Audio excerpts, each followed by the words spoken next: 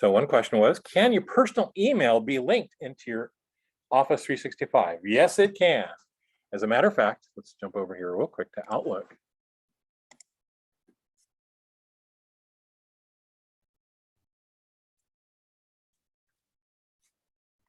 There it comes.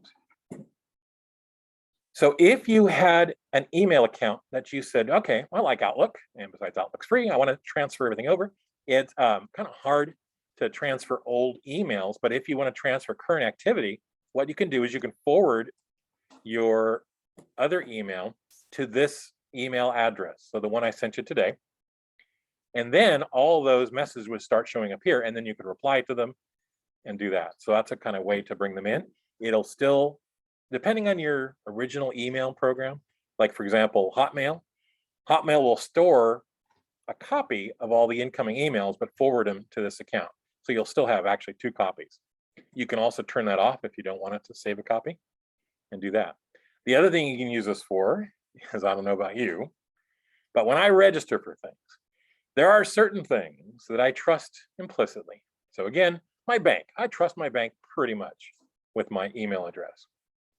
However, if there's a new Angry Birds game or something and I have to put an email address, I'm not sure I want to give them my email address, because what I'll do is end up with a lot of spam. So I have a couple of email addresses. And what I do is, if it's going to be something potentially spammy or it's not important like games, I'll use one address. So you might use this one. If it's going to be something I'm registering for, like with my bank or with utility companies, then I'll use another address. That email address I check a lot. I mean, I use every day. So I make sure, I'm not going to get flooded with a bunch of spam, and anything that's in there should be important. So if you want to, you can use this email address as either of those. This could be your junk email, or it can be an important email because you're kind of starting fresh. So by the way, since I jumped down here and started Outlook, at the top of my screen now, you will see that we have Microsoft Word and now Outlook. You can open more than one program at one time, and you can open more than one document at one time. I can flip back to my Word by clicking on Word at the top in the tab, or back to Outlook. I have a very bad habit of I like to open stuff and I leave it open.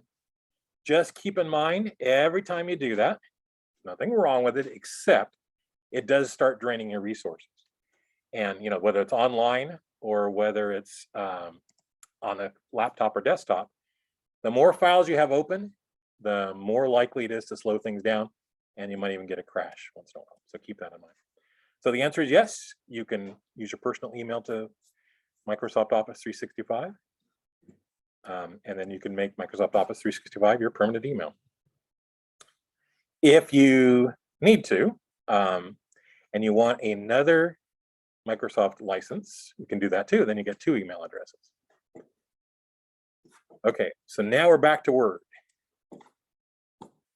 When you start off Word, you've got a choice of new blank documents, and then you'll see a few templates over here. So we're going to get into templates later on. Templates are pre-made designs that allow you to use a format and just basically fill in the form. So if you're doing a resume, for example, you'll see over here, here's bold monogram resume. And there are lots of other styles on here. If you're going to have an open house, you'll see there's an open house flyer. There's a recipe page. If you want to do a recipe, it's got the section for ingredients, the section for directions and pictures and everything else. So you can do that too. One of the things I don't know who came up with this at Christmas, but somebody wanted to do a cookie contest. I don't like doing cookie contests because it always ends up with somebody feeling like they should have won. However, I said, well, why don't we do this? Everybody submit their cookies.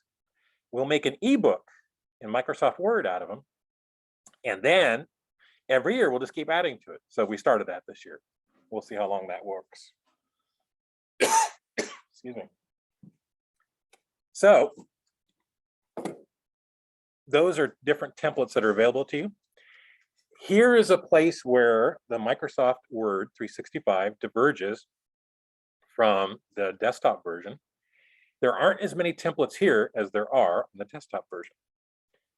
But that's okay, because one of the things you can do is, if you need a template from the desktop version and you have access to it, you can go in and get the desktop template and then copy it and paste it here, and it'll work just fine.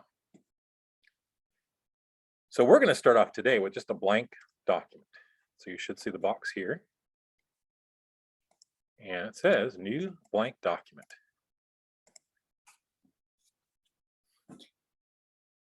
Again, at the top of my window, it's opening a new tab for this document.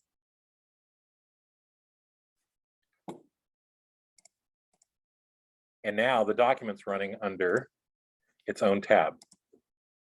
So again, if you want to switch out, it's a good way to do it. You can switch back and forth between different documents just by clicking the tabs at the top.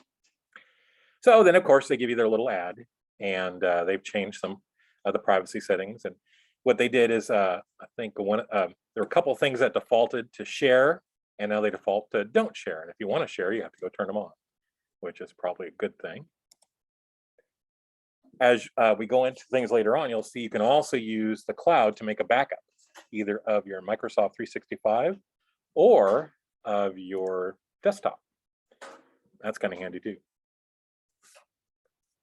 All right, so our new blank document. At the top, you'll see it still says Word, it says Document, and then Saved. And as you create new documents, it'll be Document 1, Document 2, and so forth, until you give it a name. So we're going to go ahead and do that right now. So if I click on where it says Saved, I should get a box that says File Name. All right, I'm going to call this my first Word document. All right. Underneath the name, it's going to ask you for location. Right now, I have my folder and my documents, and that's it. If I click that little arrow, which I did, you'll see that's the only folder I have. So basically, that's where it's going to save. Later on, if you so desire, you can set it up with different folders for different projects. If you're, say, creating a new project for the craft site Etsy, and you have an Excel spreadsheet, you have a Word document, you have some photos, create a folder with the product name and put all your stuff in there.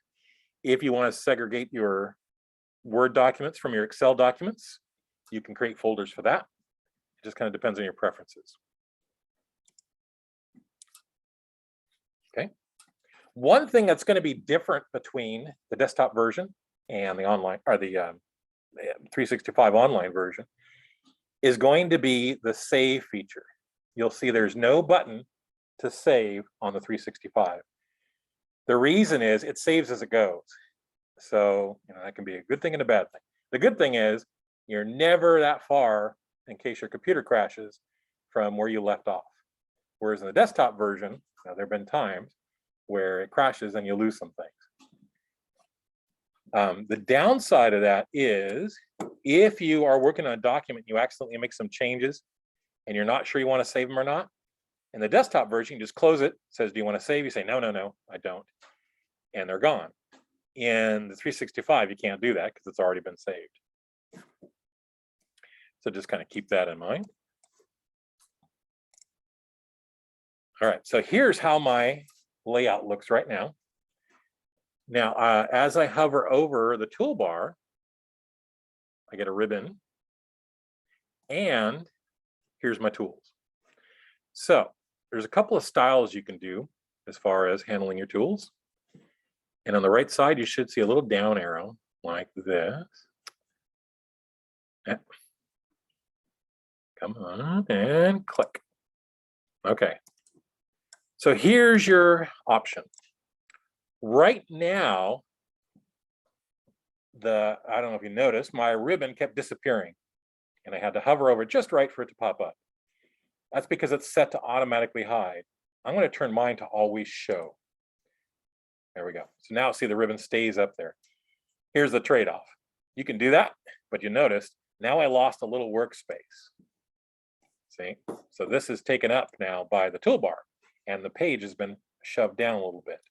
So there's always a trade-off. Everything you do, I got to trade something for something. So I traded my tools always being on top, but in exchange, I lost some space to work on. You could turn it off again if you decide later on you don't want it, or sometimes if you just want to preview something and you want to see more of the document, always go back, and the computer doesn't care. It'll turn off and on as many times as you like. Let's see, now it's off again. So I'm going to turn mine to always show.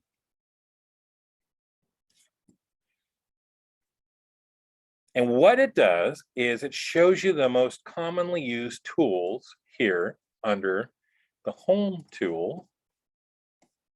And these are the tools. Those aren't the only tools, though. You do have some other tool titles up here. And as you click on those, of course, the tools change. So like insert gives you things you can insert. Go back to Home. I'm going to go to my little drop down box again, and I want to change one more thing.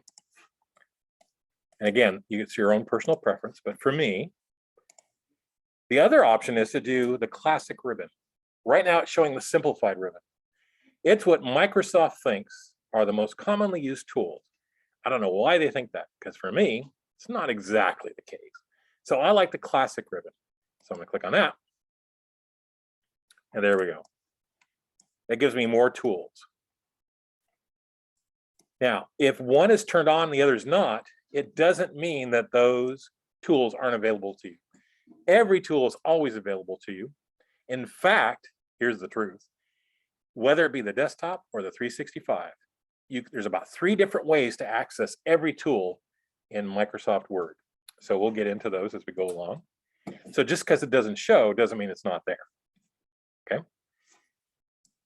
So this has a few more of the tools that I use very commonly, and especially this area right here, and even in the fonts.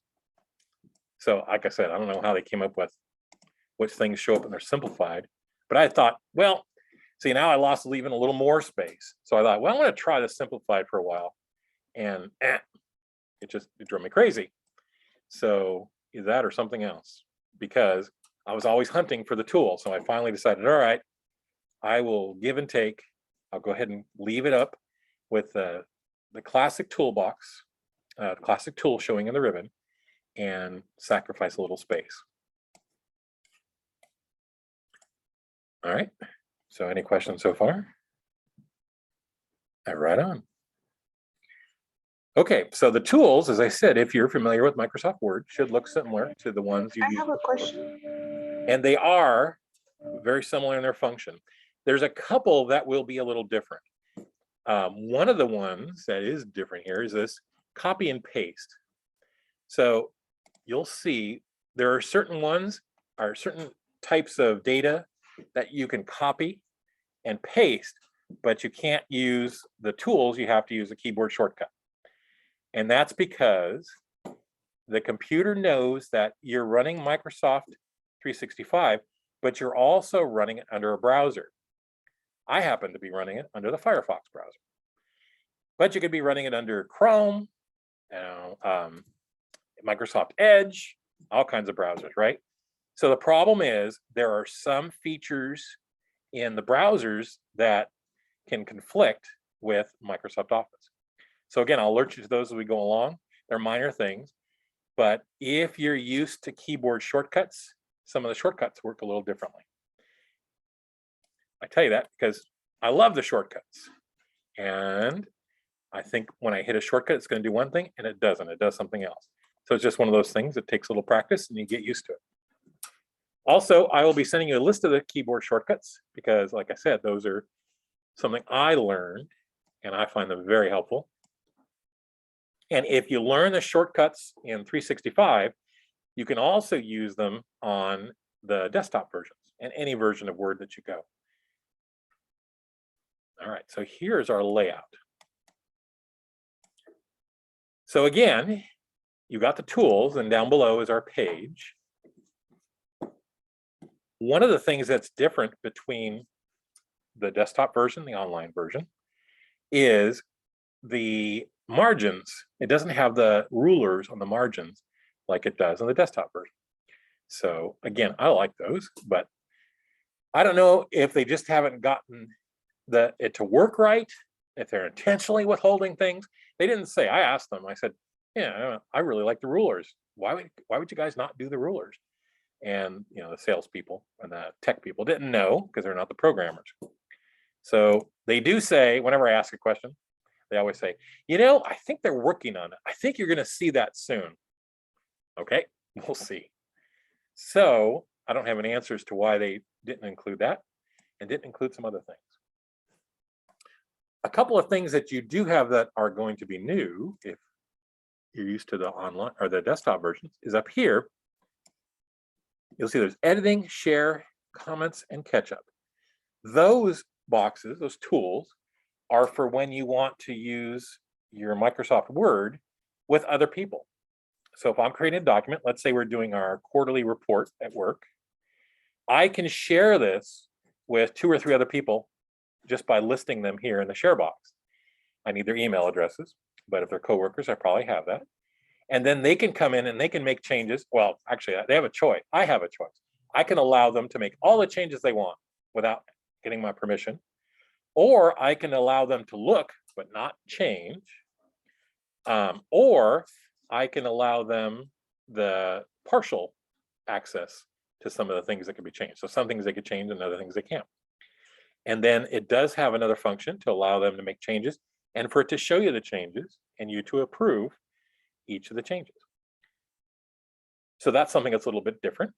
You can also add comments that'll float over your document, and we'll get into those. And those are just kind of handy things. It really is, if you have another person who learns Microsoft 365, then it really is a lot faster. It's a lot faster, certainly, than printing it out, sending it over to them, waiting for them to mark it up, send it back, then you key in all the changes. They just do it on the fly. On the other hand, if you work with somebody, like we have somebody that definitely is a paper person. So in that case, you can send them the sharing, but also watch the paper because he really likes to mark the paper. So if you click on the white box that is your document, you should get a cursor. And this cursor is just a little line. And it'll be blinking. That's ready to type. Down below, you still have the ability to shrink and expand your view of the document here. You also have the view menu, but it is down here. It's one of the quick ones, so I can zoom it in, zoom it out. I can force it to fit to one page. Then I can adjust the zoom back and forth. So like I said, again, give and take. Sure, I can zoom it up and see things clearly, but I've lost some of my edges. They'll go off my screen. All right, ready for the first sentence? Here we go. I'm going to type, "The quick brown fox jumped over the lazy dog's head." Now, if I zoom it up, I can see it much clearer, but now I lost my margins. You can zoom it back in and see my margins, but now it's hard to read.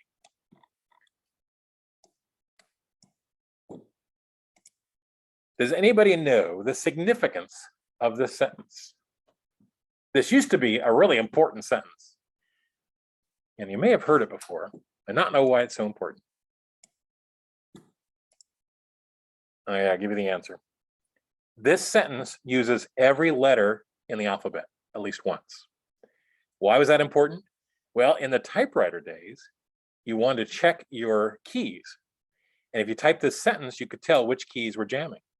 Even today, sometimes when we have laptop issues or desktop issues on the keyboard, it's a little dust has gotten in to underneath the keys. So if you want to test them, type the sentence out and you know you've hit every alphabetical key on your keyboard. And if a letter's missing, you know, okay, that one needs some cleaning. Or if it feels sticky, then you know, okay, something got in there, we better do a good cleaning on this.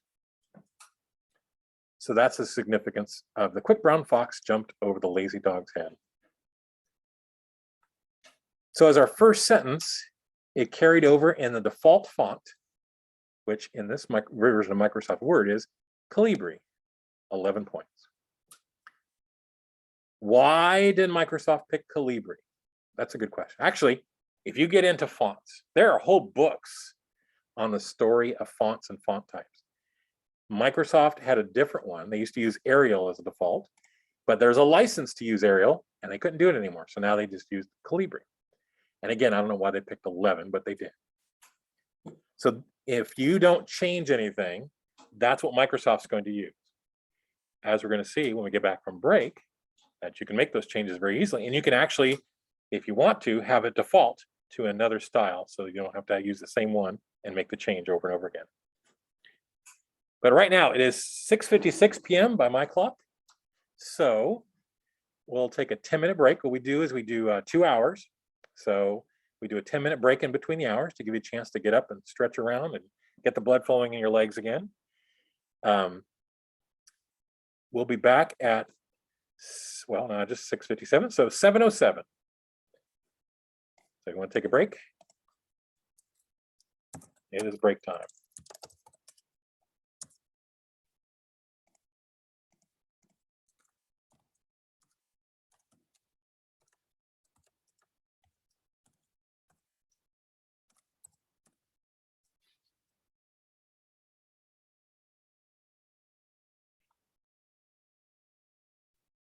So Sandra, now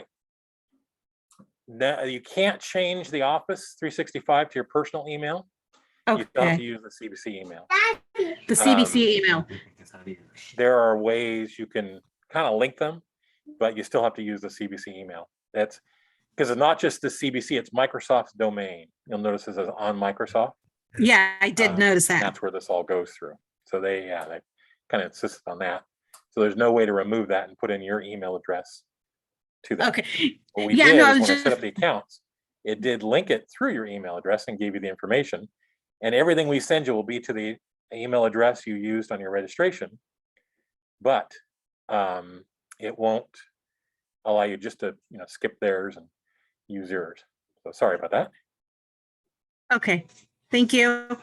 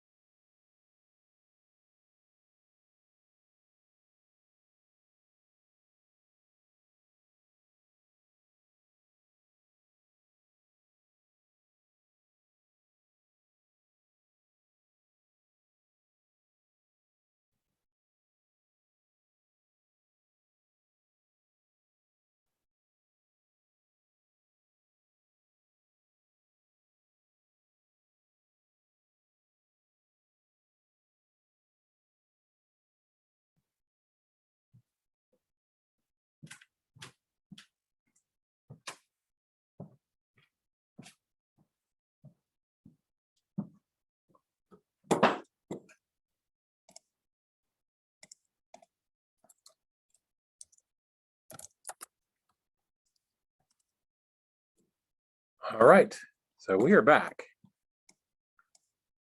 So we started off with our first sentence in our first Word document here in 365. And I told you it defaults to Calibri as the font style and size 11.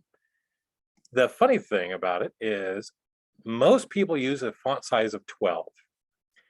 So select the sentence here. I'm going to change it to 12. And I'm going to change it from Calibri to Times New Roman. There we go. I want to zoom in a bit so everybody can see my sentence here. So of course it changed.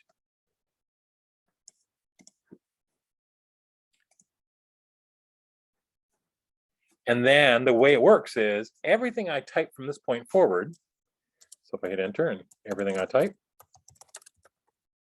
will, if I type it correctly, will have the same properties that it inherited from the line I just left. So by hitting enter from that line, this is going to also be Times New Roman. You can always check, just like in the desktop version up here.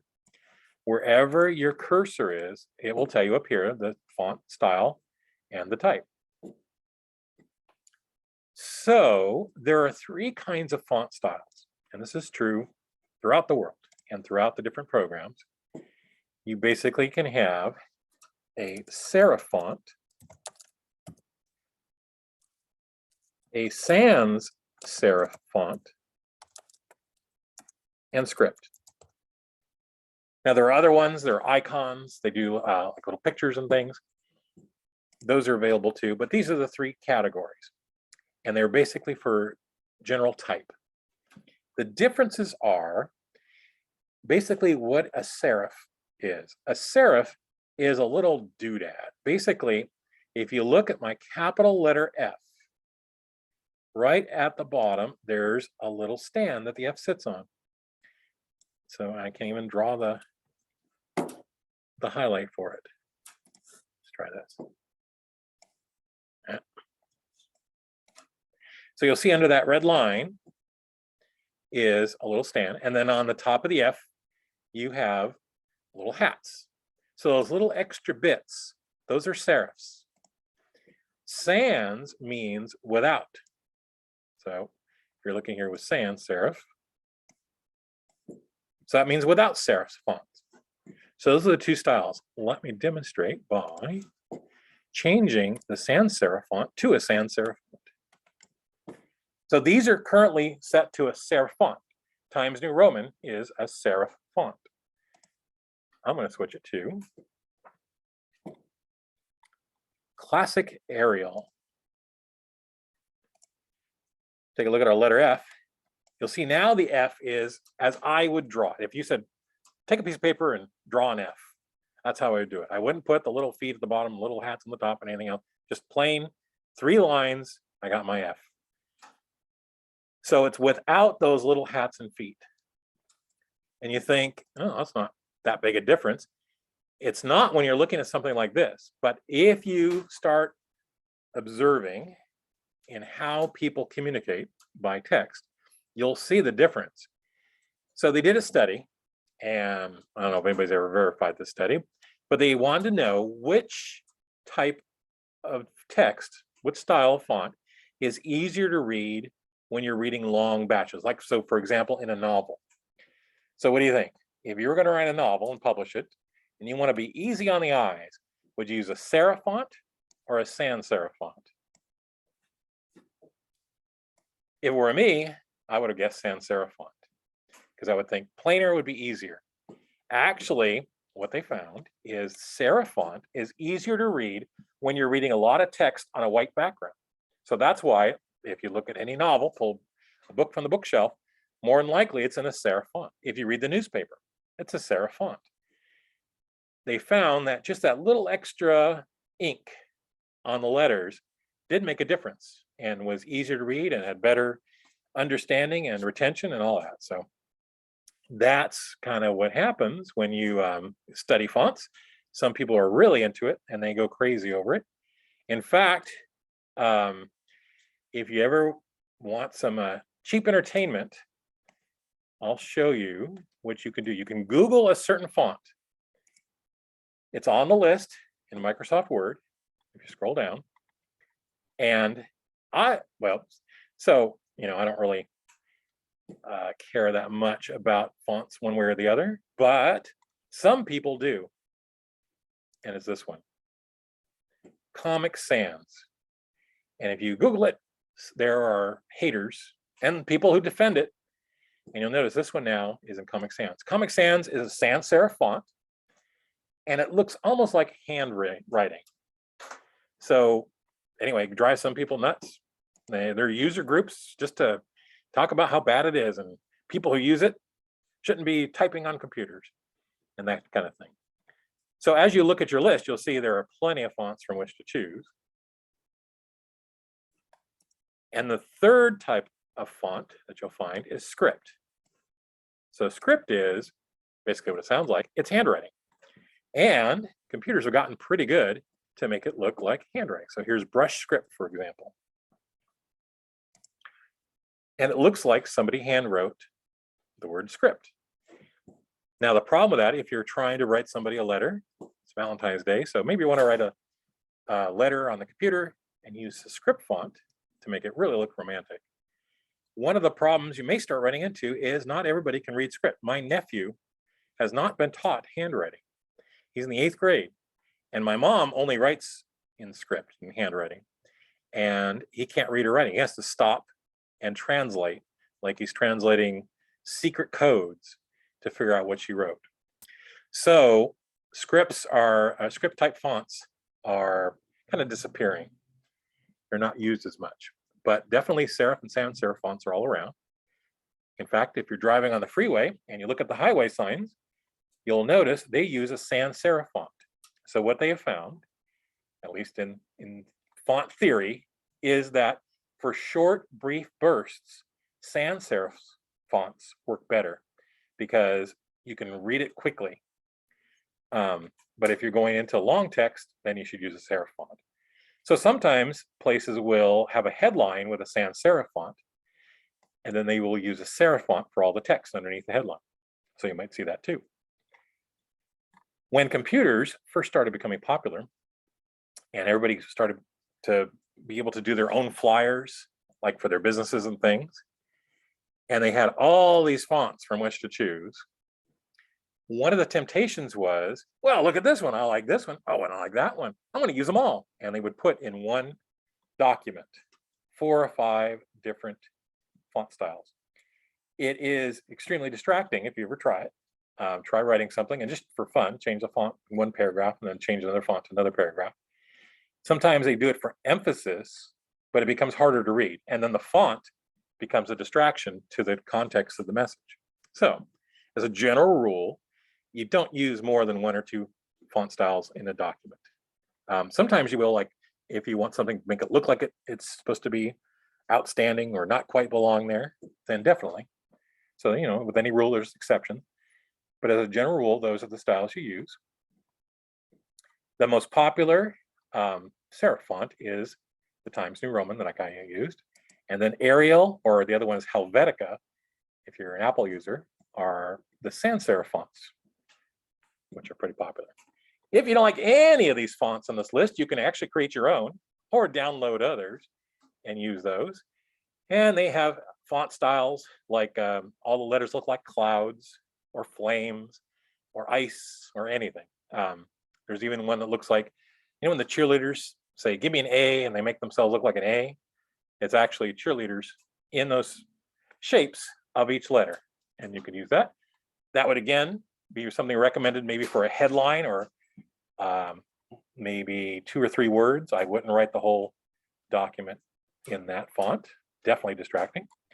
And like I said, you can actually be a font designer. And actually, everybody who created these fonts was paid. They get a license by Microsoft and everybody else who uses them to incorporate them into their programs. So it can be quite lucrative if you're good at it. And you come up with a font that people like and really haven't seen before. So there are font generators online, and by all means, if you're interested in that. So here we have some different samples. I mentioned I changed this to 12 points from 11. 12 points is pretty standard. When you're reading documents, you'll see a lot of them are in 12 points. And it just is, it's that fine spot where it fits a lot per page and yet it's still easy to read for most people. If you are sending something to somebody who has trouble seeing small letters, you can always make it bigger. And as we'll see, Microsoft adjusts the entire document to accommodate the different sizes. So, back in the old days of manual typesetting, if you change something like this, then you have to go change everything else too. But Microsoft Word is very good at updating it. So you'll notice these numbers here for Times New Roman. Got 8, 9, 10, 11, 12, 14, 16. They jump around a bit. And then each number actually has a significance. So I'm going to just take this letter T here. The way they're measured is the number here for the font size is how many 70-seconds of an inch. And what that means is, if I were to print this right now on a piece of paper and I change this letter T to 72. So you'll see up here, I've got 72. If everybody's done their job correctly, the printer manufacturer, Microsoft, I could measure this and this will be exactly 1 inch tall. So everything that's below 72 is how many 70-seconds of an inch. So go back on this T and change this to 12.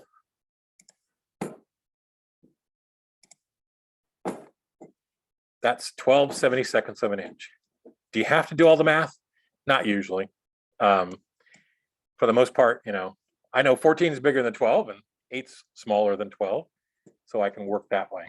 But just if you're just kind of eyeballing on paper, just look for that number, magic number 72, and everything is either bigger or smaller than that. That's the standard, and that's true of all the types.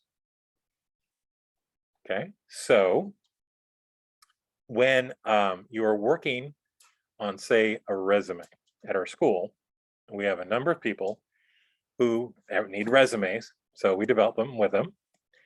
But some people have a hard time not including everything they can think of in a resume. Well, a resume is supposed to be a summary. It's supposed to be short, and it's supposed to be just the highlights. It's not a biography, not a life story. But some people think, well, if I could just throw everything in there, they'll find what they want and I'll get the job, right? Or get the job interview. Well, it doesn't quite work that way. You have to be a good editor and strategically pick what you want to list, especially if you can get it down to 1 page. A lot of times employers these days don't have time to read a whole lot. So if a resume is 2 pages, by the time they do that page flip to the second page, they probably already made the decision one way or the other, and nothing on that second page is probably going to change their minds. So you really try to get it to 1 page, at least in the beginning process. So again, those people who just want to make sure they include everything do have an idea. Well, okay, it's going over to 2 pages. What if I just change the font down to 10? Now I got lots more room. Well, it's true, you do. But now it's a lot harder to read. And in this scenario, if it's an employer and you are the 53rd resume they've read today, their eyes might be a little blurry. They might not be so engaged as they were on the first resume. Making it smaller means I might miss something. So just making things smaller doesn't work. In fact, we at the school, we do apply for different projects. And so you have to do what's called an RFP, a response to a request for proposal. So an agency will say, well, we need training in this and this and this, and we want a proposal. It can be no longer than 10 pages, double spaced, with a font size no smaller than 12. Now, why do you think they did that? They had the same problem. People saying, okay, if I only get 10 pages, it has to be double spaced. Well, that's okay. I'll make a small font. And just becomes really hard to read. So as a general rule, try to keep it about 12. And I will tell you now, technically, things have changed a lot, as you may have noticed. And with the advent of computers being so prevalent, actually, the font size and even the paper size, this is standard 8.5 by 11, don't have as much meaning anymore. Because if you're looking at this online, and let's say somebody has done this and turned it into only 8 points, okay, that would give me a headache. That's okay, I can fix it because I can zoom up. And so whatever their document is, if I can't read it, I can zoom, and it's basically the equivalent of 12 points. So that's one of those things that's kind of changed in the world.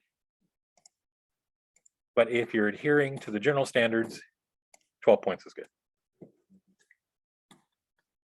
So any questions on that? There is one other type of font, and actually I shouldn't say that, because like I said, there are plenty of other specialty fonts. If you're in the scientific world, they have their own fonts that you can use.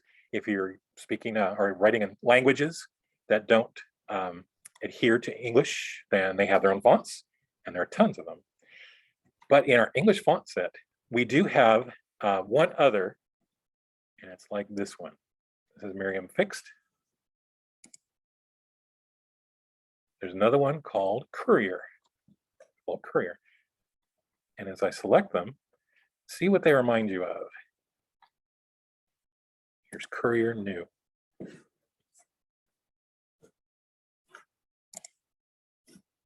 As you look at them, you may be reminded of the old typewriters, because this is what a typewriter would look like.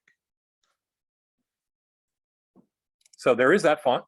Again, it's used kind of now as a decorative font. If you want to make something look like computerish type text, you can use that. If you want to make it look old school, you can use it. But here's the thing. One of the other changes with computers is, back in the old days, you'll notice the width of this letter E. All right, there. Okay. If I look at the E and the capital E and the lowercase I, they have the same width. Why? Well, you know, the typewriter, it punched a letter on the page and then advanced the carriage over. It didn't distinguish between lowercase i's and capital E's. Capital E's are very big at the bottom. Lowercase i's aren't, or they don't have to be. But if it didn't put that base in there, you would have a big gap. So all the types were adjusted to do that. So they had the same space vertically as horizontally. Well, now in our modern fonts, you'll see the I, here the little I, it's been adjusted. So it's called kerning. And the fonts are adjusted based on the width of their actual letter. So it looks a lot easier to read, and it's a little smoother. Plus, it doesn't take up as much space. So the little I's don't take as much space as the big E's. So you can keep that in mind too. And you'll see as we go along that as we make some changes to paragraphs, that'll actually make a difference. So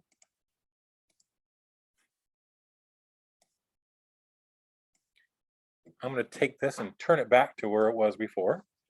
I'm going to use my undo. Now, in Microsoft 365, as in the desktop, you have the undo button, and you can always click it here.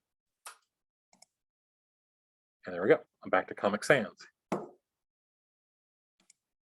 Underneath that, you also have the redo. So real quick on the undo and redo.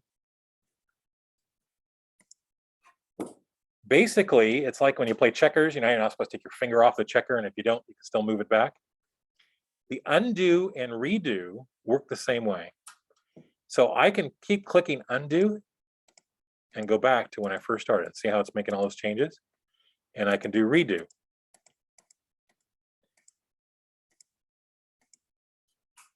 All right. As long as it stays in the chain of changes. If I do an undo, and let's go back to this. And this is when I changed it to 8 points. And now I'm going to change it to 4 points. Now I've broken that chain. When I try to redo, there's nothing. So see, this is still Comic Sans. If you'd like, you can use the keyboard shortcut equivalent. Hold the control key down on the keyboard and the letter Z. Control Z is undo. Control Y is the opposite. It's the redo. So you can go back and forth. If you're using Apple, it's Command Z and Command Y. I like those keyboard shortcuts because then I don't have to take my hand off the keyboard. So it's a little bit easier to work with. And you can keep typing. So any questions on fonts? Like I said, some people take them very seriously, and they can be very important. There are some companies that if you work for them, they will tell you, our official font is Times New Roman, and we like everything in 12 point. They'll tell you straight up. They may even give you a manual to tell you this is what we use, and they want all their documents done that way. Others, as long as it looks good, they're happy. All right, so here are our different font styles. As we get into these things later on, of course, you can change the color. In addition to the size, you can do strike through, underline, bold, and other things. Okay, I'm going to select my first sentence, the quick brown fox. And you'll notice I have now two sizes, the capital T and the rest of the text in the line are two sizes. So I'm going to change them now just by clicking the 12 to make sure they're all now the right size.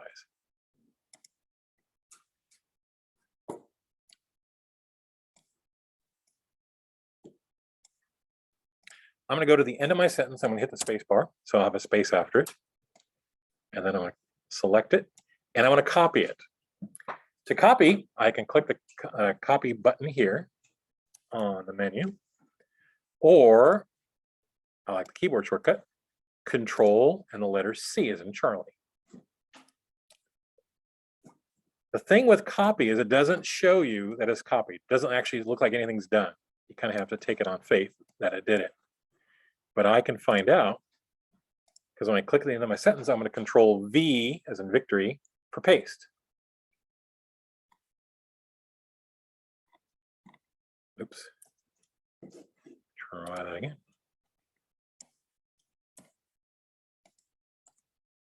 There it goes. Let me zoom out a bit.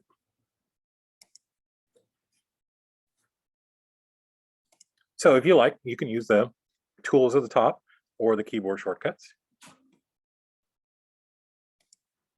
So now I have a second copy of the same sentence.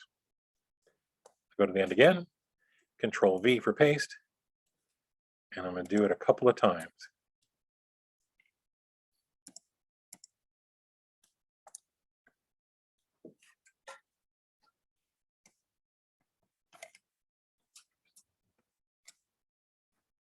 Select it and make sure it's all 12 points. There we go. And I'll zoom out.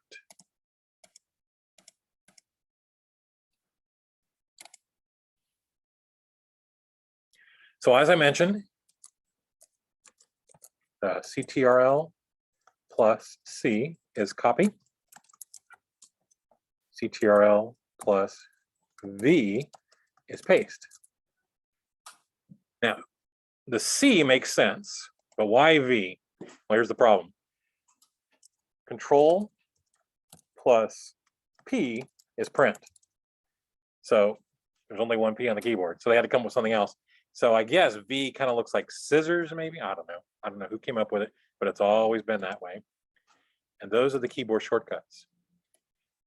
When you use copy, it's different than cut, because copy you can paste many times. So you'll see here, I copied, paste, paste, paste. If I needed more of these, rather than pasting the same sentence, I can Control C to copy my paragraph.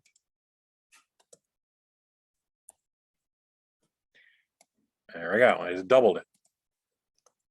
Now I just tripled it, tripled the number of sentences I have. So back in the day when I got in trouble, I had to write the same sentence 100 times. Wish I would have had this tool, because you can just copy and paste and you're done. So what I've done is I've tacked on the sentences all together. So now I have a paragraph. Remember I mentioned I was going to tell you when the significance of the little I and big E come in. Take a look at this line here. There's an imaginary line of the text. If I were typing this on an old style manual typewriter, this line would be perfectly even. In other words, every sentence would line up along that line. No going over and no going short. But you'll see here, the word jumped went over a bit, and quick has a gap between it and brown. So this is the modern computer figuring out what it can fit for the current margin, and it adjusts it along the horizontal. And you want that. I mean, that's a handy thing to have. So that way it fits more text in that's still easily readable, but it doesn't end up taking up too much space. And the good news is it does all that for you. Depending on the type style you use, this can change. So I'm going to select all my text here.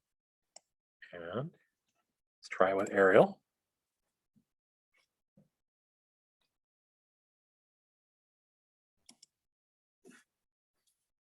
And you see I have everything already jumped around. So once again, Microsoft has accommodated the basic type style and adjusted from the left and the right. So we're going to use that a lot in the class because we have certain margins. Like right now, we have a 1.25, 1/4 inch margin on the left, on the right, and at the top. And that comes up standard whenever you open up the document.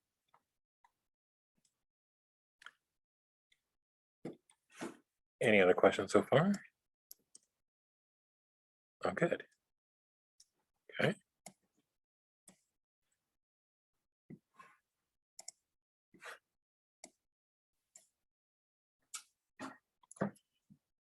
Down in the lower left-hand corner, you got some stats, and these are kind of handy. So the computer's keeping track, and it's right now we have 1 page total, and we are looking at page 1 of 1 page total. So see, it says page 1 of 1.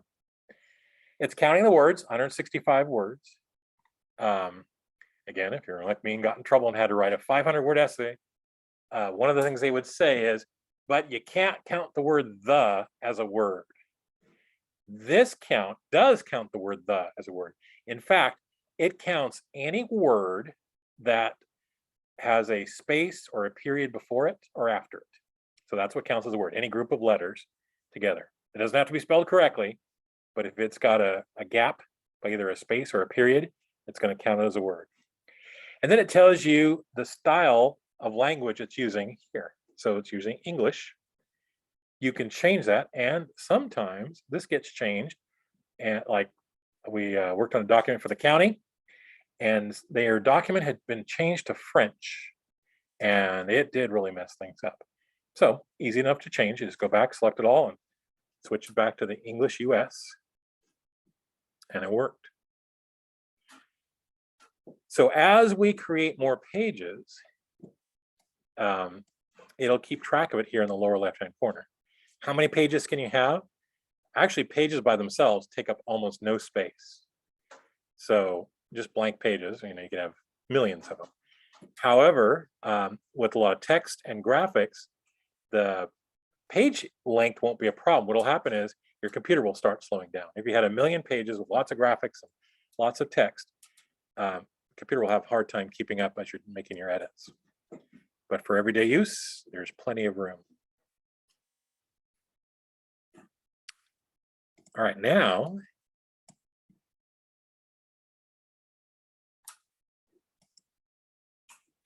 I go back to my paragraph here. And we do have a couple other tools we can use here. So I've got it set to Arial. And I want to select the entire paragraph. So you'll see I did that. By the way, once again, you can use the mouse, or I'm going to click to the left of the T and the first the.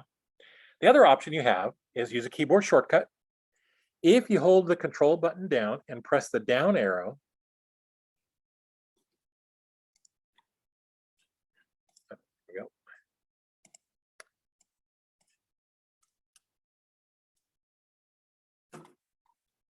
I lost it. I said control. I meant shift. So I started to the left of the T. You'll see my cursor is blinking to the left of the T. Hold the shift key down and press the down arrow. I can select a line at a time. I'm still holding a shift key down. I don't release it. If I want to go back, I can use the up arrow and it deselects. So when you're selecting chunks of text, you can use the mouse or you can use the keyboard. The keyboard can come in handy, especially if you do have a lot of compact text and it's kind of hard to get the mouse in there just right. You can select it partially with the mouse and then finish it with the keyboard. So I'll show you an example of that. I'm going to select from the first "the" with the mouse down to the word quick. So I want to include that word quick.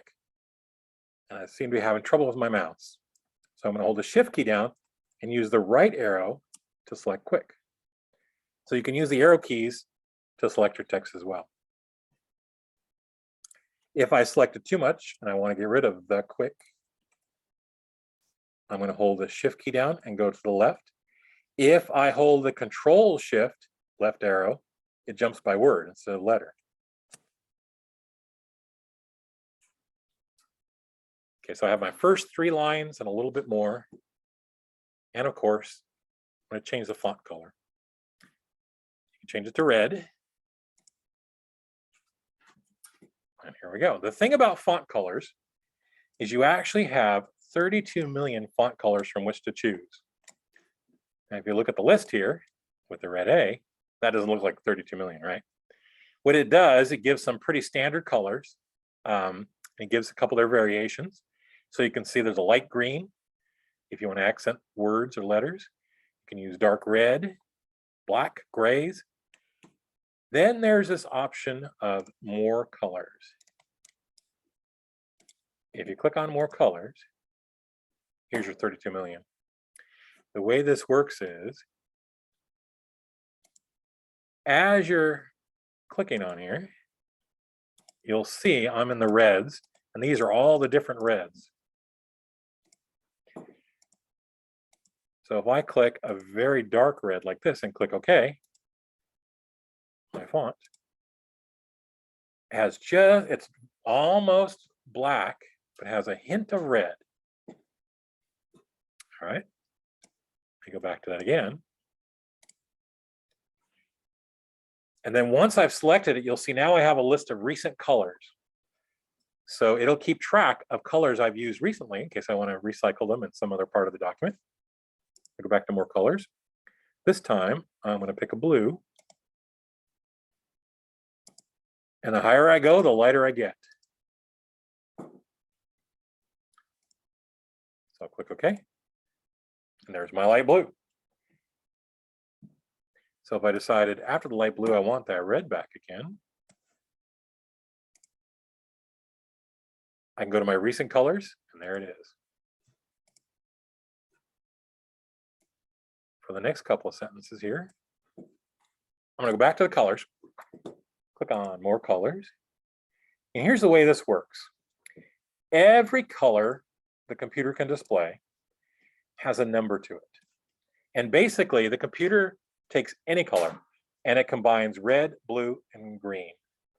And people say, well, why green? Wait a minute, green's a compound color. Don't you have to mix yellow and blue together? Why don't they just do yellow? Because when they invented TVs and computers, that's how they started. And it's now just basically a mixture of the two. So even a green, like up here, this green sample down here has some red and blue to it. That's what makes it darker. So you'll notice there is no black per se. Black is a mixture of all the colors together. Even that has a little bit of red and blue and green. Now there you go, that's 0. So you can monitor these down here and see how much of these colors are in your font color that you're about to select. Why is that important? There are certain things you do not want to do. For example, let's go back. I'm going to cancel this out and look at my light blue. I would say my light blue here is too light. If I print this out on a piece of paper, it's going to be hard to read. The red I made, it's not red enough. It's hard to even notice. You could read it and not even notice it. So if I'm trying to emphasize something with that red, that's not going to work. So you have to be careful about getting too light, and even the gray here. See how light that is? So again, you're trying to balance. Now, we'll see later on, you could change the background color. And if you're using a dark background, a light font is a good thing to do because it'll really show up because you have contrast. And that's how we perceive colors. It's basically which color is next to the other color. And I don't know if you remember doing this in school, but if they put a bright red next to a dark blue, it really shows up. But if they put a bright red next to bright orange, it doesn't seem as distinct. I'm going to change this back to my blue. And then for these sentences here, let's go back to my font and more colors. So this is where all the 16 million come from. You'll see this hex. Hex down here refers to a code, and it's basically a number. Every font has, every color has a number. If I go into yellows here, see this yellow has a B6, D6, 24. That's a hexadecimal representation of this color. It has 182% of, 182 of red, 214 of green, 36 of blue. So it's kind of like a cake recipe, how much of each color. The advantage to this is it's standard throughout the world. These are called Pantone colors. And these numbers, if I say, I want my logo to be in hexadecimal B6, D6, 24, then anywhere in the world, they'll know what that color is. And if they use like their Microsoft Word this way, they can make it exactly to match my color. And it will be perfect, a perfect match. So by the way, they also do this for house paints. If you ever want to paint your house in this color, I wouldn't want color like that, but you certainly could. If you desire, you can actually key in the numbers here. So I want a 300 red, 50 green, 25 blue. And there we go. It's pretty much a red. So I say, now I think I need a little more purple. I'm going to have the red and the purple, so I'm going to make it 125.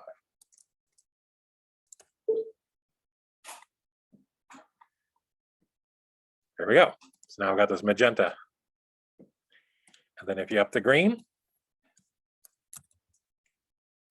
completely change it. So you can modify the numbers here if you're going after a certain color. For most of our work, I don't really need to go this much detail, but it's good to know. And here's the trick. Sometimes if you're editing somebody else's document and they seem to have an odd color in there, depending on your printer, it might come out wrong. And I'll give you an example. In this blue, if I print this on a black and white laser printer, that light blue is going to have a hard time showing. It's going to turn it into a gray, and it's going to make it even lighter. So you kind of have to be aware of what's your final product going to be. If it's just going to stay here on an electronic document and never be printed, that's probably okay. But if you think, well, somebody might need to print on a laser printer, I better change it to something darker. Then you can just select even a standard blue. Now, if I printed this on a laser printer, it's still going to be a shade of gray, but it'll be a much darker shade of gray and easier to see. All right, speaking of printing things, so as you may have heard, a lot of companies for their hiring process have bought software to scan in resumes because, as I mentioned, it's very labor intensive to read all those resumes. So the scanners will go through and read and look for certain keywords.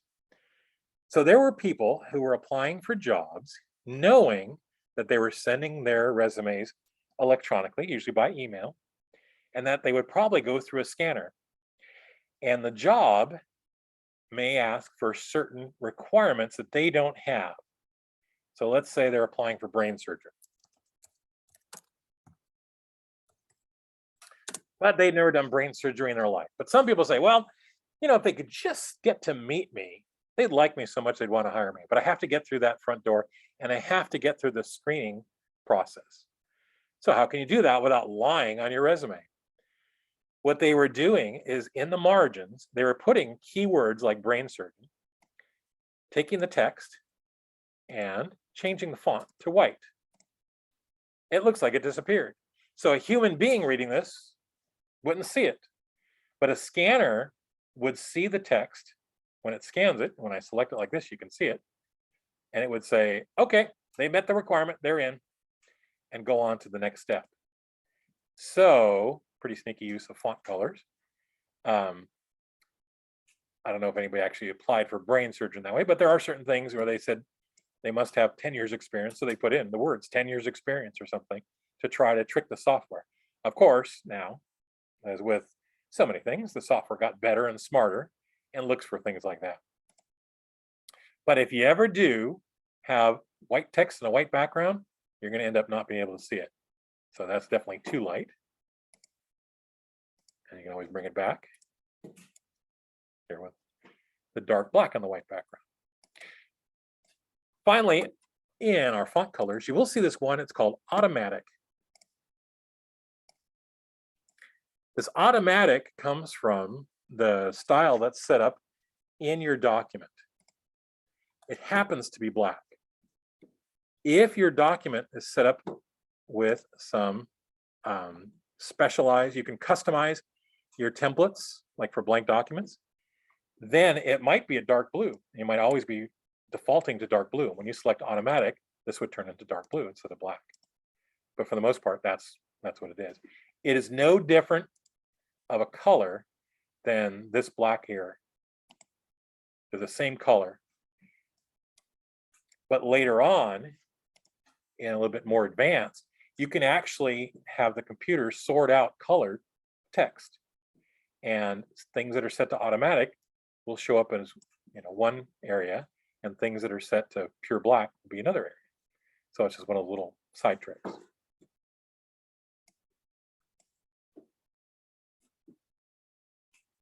Okay, so now, without saving it, I am just going to close it. I'm going to be brave.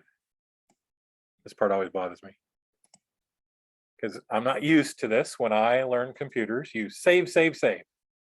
But I'm not. I'm just going to close it.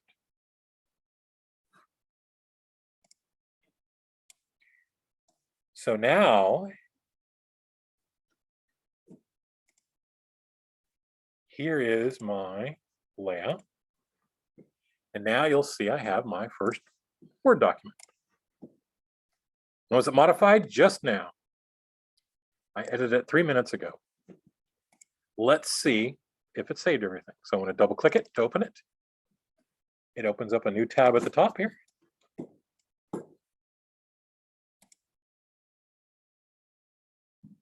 And there it is. And all those fonts, the colors have been changed.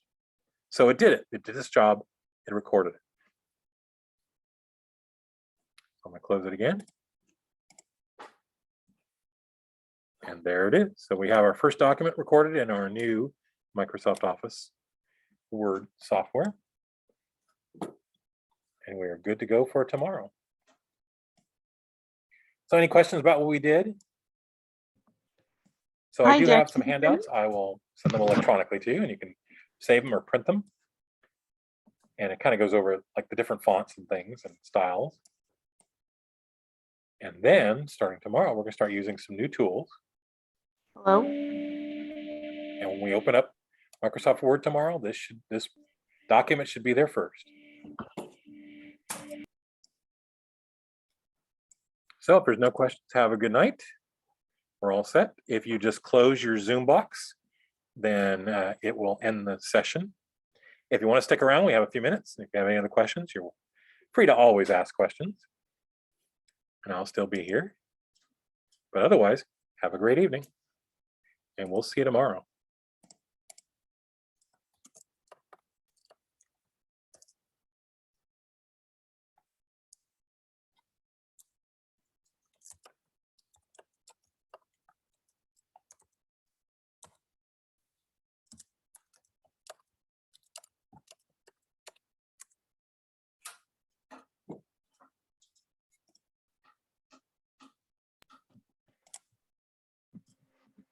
Sarah? Can you hear now? I can hear. Oh, can you hear me? Are you able to hear me? It shows you're talking. Oops, now it shows you're muted. But I don't hear the voice coming over my Any speakers. voice? Can you hear any voice? Hello, hello. I don't know if you can see your participants, but the little microphone is moving up and down, which means it's hearing you, Yeah, but I don't somehow know not what. coming over.